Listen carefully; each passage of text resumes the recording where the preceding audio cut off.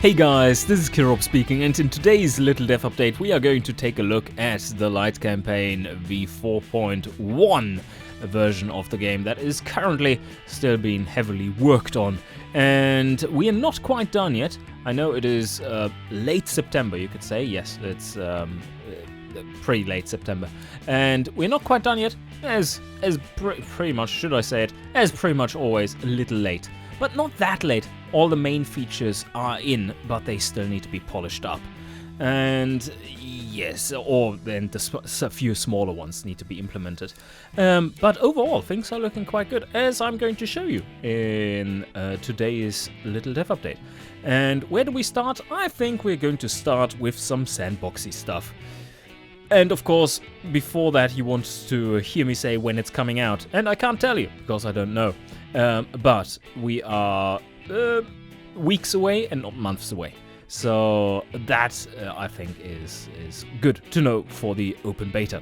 That is, of course. For the fully polished up version, that is still months away. But if you're willing to jump into an open beta, that is not that far off. Cool. So let's go starting up the car designer. And I'm just going to select some odd car I've made probably for testing purposes at some point, and yeah, we just take a look at what is new, not the Clarion Vianta that I've built there. But let's have a look. We have optimized the loading of these thumbnails quite significantly, I believe. So that should be a little faster and also less buggy. There were some boogie books in there which weren't nice.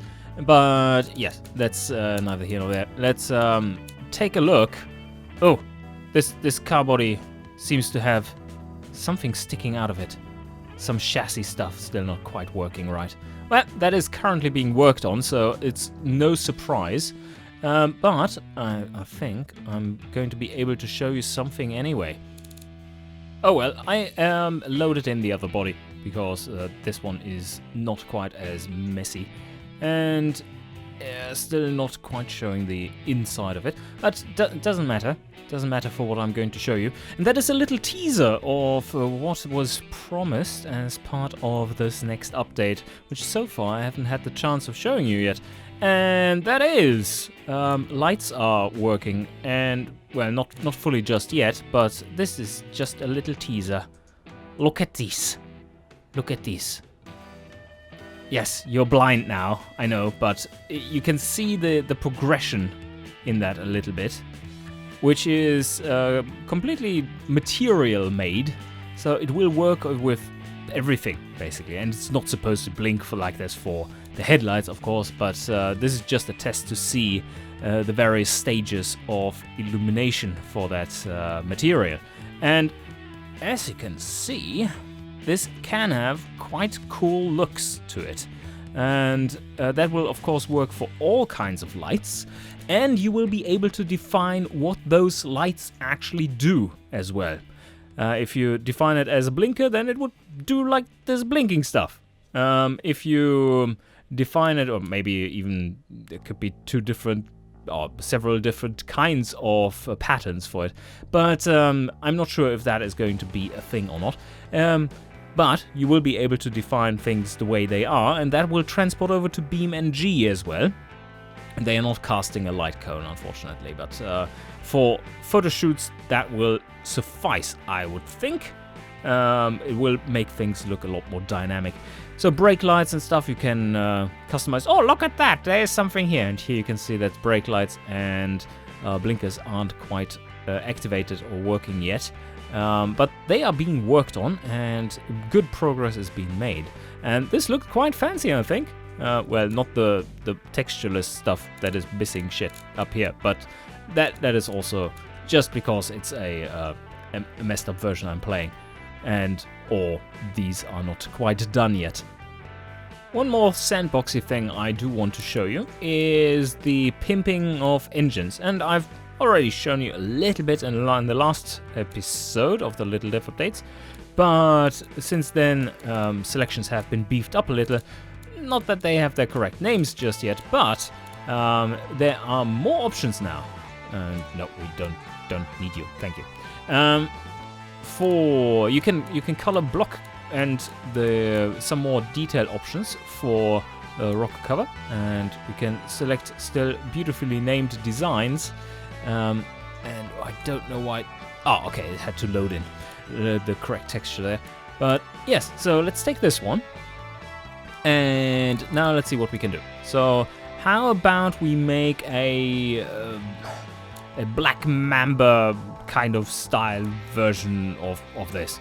So black for the block, and we select first that's the base color. Yes. So I just had to move the slider for it to recognize that. So okay. We can have it white too, but no, we do want to have a black block here, and then rocker cover color will be black as well. So not very creative there, but the trim we're going to make a beautiful color. Let's make it this. Yes, look at that. You can even color the bolts. I do want my bolts to be very bolty indeed, like that as well. Cool, and there we go. Intake manifold. You can also. I don't know if that quite works, but let's see if this works on this one. Let's try that as well. And no, it's not quite put in here yet. But as you can see, there's a lot more options for some visual customization in there. And this is not all just yet, of course. This is still very simplistic, but you see where it's going. I think I did show you this in the last episode. I'm not quite sure. Just really short. I'm now able to compare my car stats to another car, just like I was able to do so for the engines before. So that is new as well, and we can just load these in and you get your comparison right there. So this is then the other car, and this is your car. There's one more thing in Sandbox that I want to show you, and that is in the engine family. If we go down here, the first 2 times that you are entering this, where it's relevant, this button will be... Oh, maybe this message isn't coming up because this is only affecting one engine. Let's see. Yep, exactly. So now this button locks the family panel and unlocks it. And by default, if you have more than one variant in Sandbox, this will be locked. So it will be grayed out, everything like this. And this is so that you don't fuck it up. And many people have, and then blame us for game broken, please fix, and refund the game because reasons. And yeah, that is not necessarily intuitive. That if you change the family, then it affects everything that is using that any variant from that family, because this applies to all the engines in that family of engines. And in Sandbox, we give you the freedom to change that, and then you will have to reload all the other engines and all that stuff. And yes, this is why people think, oh, my engine changed despite me not changing it. Nah, you did change it. That is because this isn't locked in Sandbox. Okay, but that's pretty cool. Now it's locked by default, and when you then hover over an engine candidate, let me find one. Or let's put this into another model as well. So here we go. This is an example of where it is locked by default because, well, you have the little blinking arrow here. That's just indicating that, well, this is why this is locked. And what we still need to do is to make it obvious which selections you have made here, because this is not good for knowing what's actually going on. But you can then hover over this, and then you get a little explanation, if the tooltip is actually working. There. Unlock engine family. Any changes made here will affect all engine variants in this engine family and all cars using any of these engine variants. Number of variants that will be affected. 2. Number of cars that will be affected. 3. Cool. So then you know why all of a sudden, if you unlock this and you change this, 2 other cars that you're currently not working on are potentially getting fucked up. So that is potentially quite useful. But now let's have a look at some of the campaign features that are coming in Light Campaign v4.1. And for that I have prepared a test game before sign-off, it says. And in that test game I've simply made a 2-trim first model, and it's a family premium convertible. I've set up the factories, and that is all as per usual. We have already talked about this, the reduction and so on. Pretty standard stuff, same stuff here. But now we get to all kinds of new things. Look, this is different. This is very different. So let's go through it. So one of the main problems with the Forecaster, especially for your first model, is that at the start you have 0 awareness. And that means that the Forecaster is assuming that you have no market reach when you start selling. And this is still not fully implemented, but you can already change this value. It doesn't affect anything at the moment, it seems, or minimally so. But what it will do is that you can select a manual version of your target's expected awareness. By default, it will be populated with the average value between of the minimum and the threshold value for your dealership level awareness. Well, doesn't tell you anything? Well, okay, so every dealership level is tied to a certain minimum and a certain soft maximum awareness level in percent. And that means that if you're at level 1, for instance, then you have a minimum awareness of something like 3%, so you're guaranteed 3% awareness. This is what you basically start with. Well, here you start with 0, but your dealership level is 1, so it slowly builds up from there. And will, if you don't do anything, any marketing, it would end up at 3%, or whatever that minimum is. And the maximum is 25%. Alright, cool. So that means your average is, well, somewhere around there. And if you are calculating with an average, or average, let's say target awareness of 14%, you can get a lot more reliable numbers from it if you deem this is a reasonable value. And if it's reasonable or not, well, it's hard to tell, unless you have played a lot. But if you do a proper marketing push and things are going decently well, your cars are pretty solid, then that should be a reasonable value to reach after, let's say, 5 to 10 years of selling that car. And what this does is that it will creep the awareness from your current level up to that target level with the normal timescale that awareness is affected. And I think that will give a lot more solid results in the Forecaster, which is very important because that is the only thing you really have to go on, right? Other than that, it's quite hard to tell if your car is going to be a success or not, but this will be so much easier in this version. This here then, the expected company awareness over time, needs a much better tooltip than this, that will then affect the curve of the expected awareness, how quickly it is going to reach those 14%. If it's really slow and you reach it only towards the end of the period, or if it's quite fast and you get close to it already midway through, basically. So this is a positive outlook, like, yeah, we are going to increase awareness really quick, and this is this is going to take a while. And you might wonder, like, okay, but why are these numbers so shit? Well, that's because it's not properly implemented yet. The UI for it is there, but it's not hooked in properly. Then, new stuff.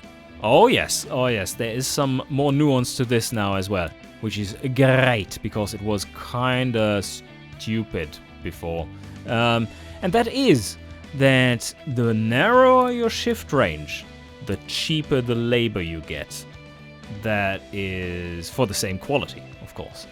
And that is quite the thing. So if you have minimum shifts at, let's say 1.0, well, that's 10% more costs for your labor.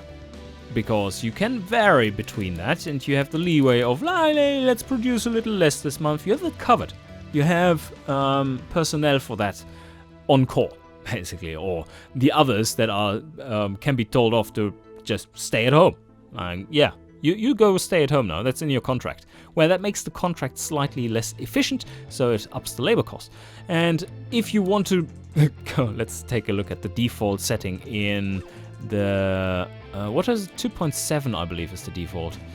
Yeah, that is now like 30% extra, 34% more expensive.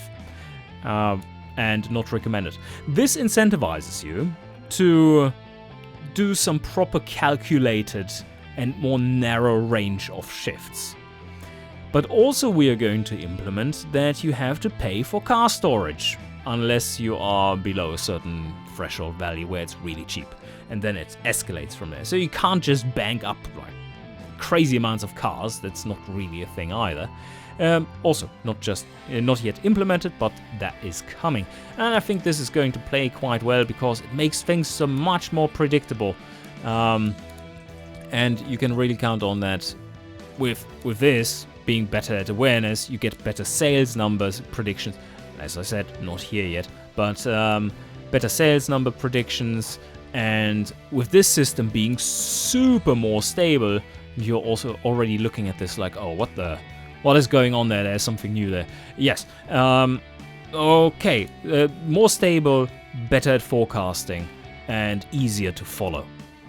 So before we go into the stuff that is over there, let's take a look at the table down here. And it has been simplified a little, taken out a lot of numbers that weren't that meaningful, and we have made an extra plot of it instead.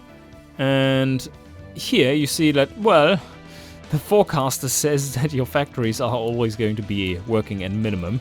Not looking too good, is it? Is it dropping to... Yeah, it's dropping to nothing. Nothingness. But that is fine, because the awareness doesn't work. Yeah, so now we have the old graph that we had before, with a less confusing but still very bulky, still buggy, view of your profit loss, because that is harder to visualize. And then here you have the total, the summed up, the cumulative. And that now fits with the title, because before it was, and yes, that's a nice description there, before that was a mix of stats, non-cumulative and cumulative costs, and now it is all cumulative. Also, we are making more clear what these actually are. As you can see, it's now, well, this is factory built, it's a number of cars produced. That is the wrong tooltip still. This is cumulative cars sold. This is the factory costs per car that has been produced. And this is the tooling cost per car that has been produced. And this is the total engineering cost per car that has been produced. And this gives you a margin increase, an automatic margin increase, so that you can break even in whatever time frame you select here. And that is just the same way it worked before. But I think this table will make that a lot clearer with the iconography added there, and columns shifted a bit, and quite a few thrown out for good measure. So now we've simplified these graphs a little. We've thrown off the other axis for this one, which was the cumulative, because that is just shown here, and makes it easier to read. We still have the loss area, which now is correct, like the area between the 0 line or the 12 line. That's the 12 line. It's not 0. We don't use zeros here. It's 12. Dollars. $12 per year is our baseline, you know. That's good. Loss here is an area, and that is the cumulative profit down here. And factory shifts simply in the middle to see how they're doing. And this could be broken up into relative shift levels for the various car trims, so that, yeah, you see what the total shifts are, but also how much of that the cars are taking. Because one line might be a little boring in there in this big graph. But okay, so far so simple. I think we have simplified this down while adding useful functionality and interesting stuff with making your prediction of awareness and chancing on having as narrow a shift range as possible. Some risk-reward mechanics right there. Then we have changed this here as well. This is still not quite in. This is dollars per production unit. And this here is how many trims will be built as a percentage of the overall effort being put in. Also quite useful to know. This one you already know is the ratio between the cost of producing a trim versus the cost of producing a variant that is in that trim. And this has been shrunk down a lot so that we can fit all this new UI. And I think, well, it's still not aligned, as you can see here. Competitiveness is just this little block now. And you can still hover over to get the values, but what is really important is just to see the progression of it. If the car's dying after 3 years, or if it's dead on arrival. And now, you of course set a frixed price here. This is my frixed price, and it is 10,700 frixes. And then, this here is new.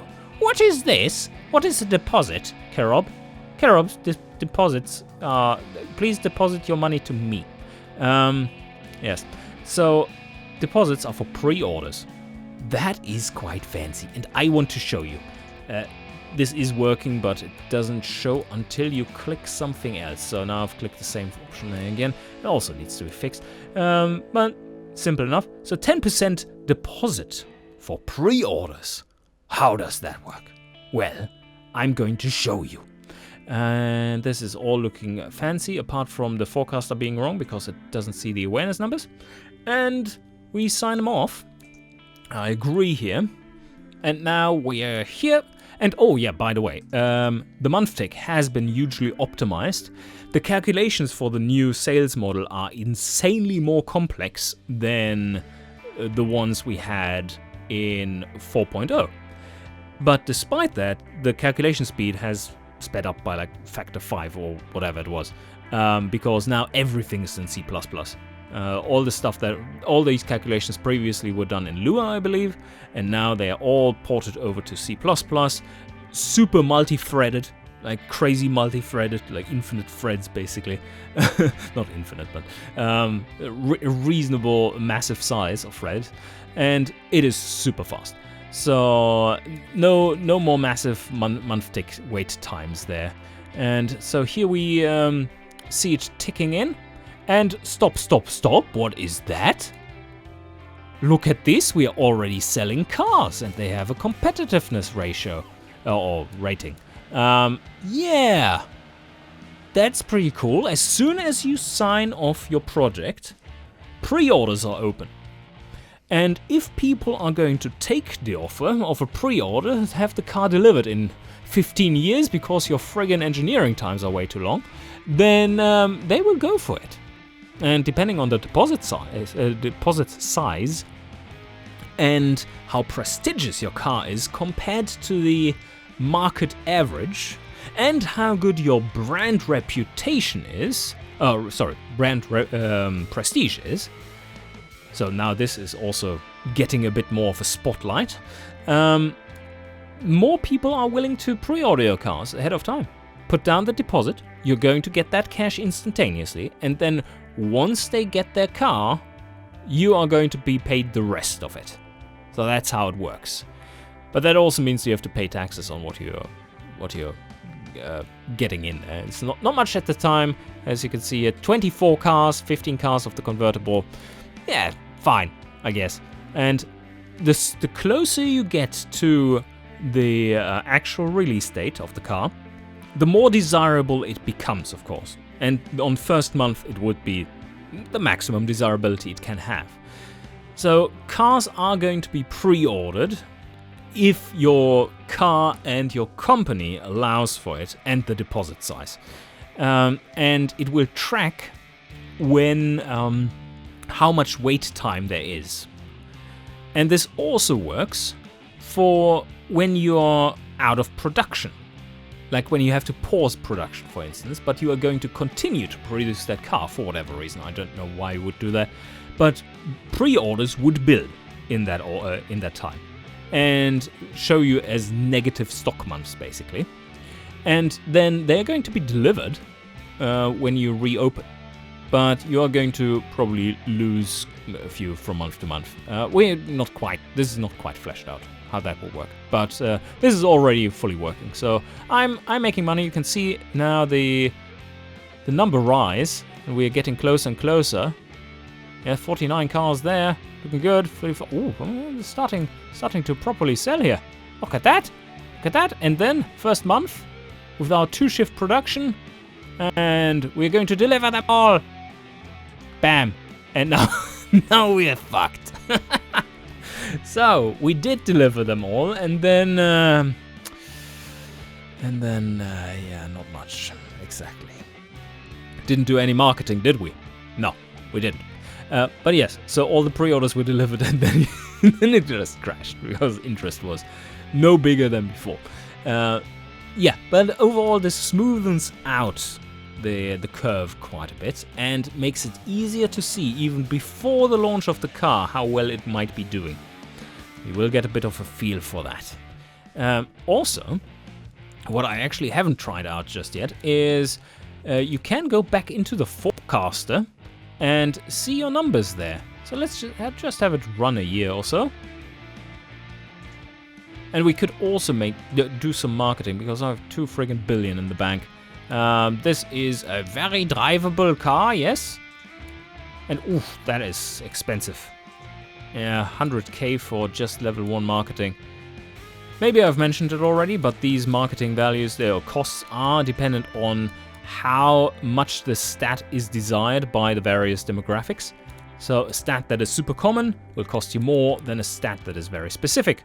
And you can choose very specific stats here if you want to. Like, I want to market towards people who like 1 kilometer time. Let's see. Is that choosable and not yet implemented? No! You know what? There is no such car yet, no such demographic yet that has this. I would wager. Agility, footprint. Who wants pickups? No? Doesn't work yet? Oh, that's too bad. But this is what will work. I'm going to make sure that it does. That you can market to very, very specific demographics. You want to market entirely towards the off-road community. Well, off-road is already there, so you can do that anyway. Oh yeah, this is a good example, by the way. The off-road community there. Can we get rid of this? No. Is there no none option? That needs to be implemented. But off-road, not very popular in Florinia. They kind of hate off-roaders, so I assume there will be about 3 people there who are in that demographic. Yeah, that was about right. So level 1 marketing for off-road costs me 1,800 bucks, and level 1 for drivability cost me 85,000. Now that's a bit of a difference. This is marketing in the only off-road magazine of the whole of the entire country. Pretty cheap. Alright, so now we have had a little bit of runtime here. It's ticking along nicely. And our sales, not great, but fine. Yes, has it increased? Not much. What I want to do is open the forecaster.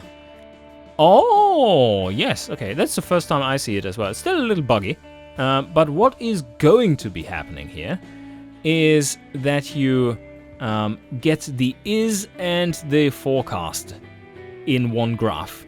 And this is this one, and also factory shifts, I assume. And this data will be replaced by the actual data once it's available. So this is basically how it's working. You can see here that, well, it looks like that our initial sales were quite a bit better than expected. And now we're trailing towards the expected level of awful. Oh, yes, that is right. There's one more important thing. I don't know if we really can cover it here, but let's okay, just remembered something else. You now get paid interest on your company money. So if you have a few billions in the bank, that is not too small payments. And the interest rate depends on the ongoing economy and how it now changes. It's dynamic. And your company valuation and your credit score have been reworked.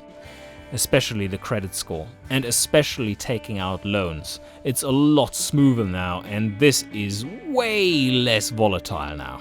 So this will also make the campaign play more stable, but I'm probably going to go into the credit score stuff and the taking out of loans and the new mechanics for it another time.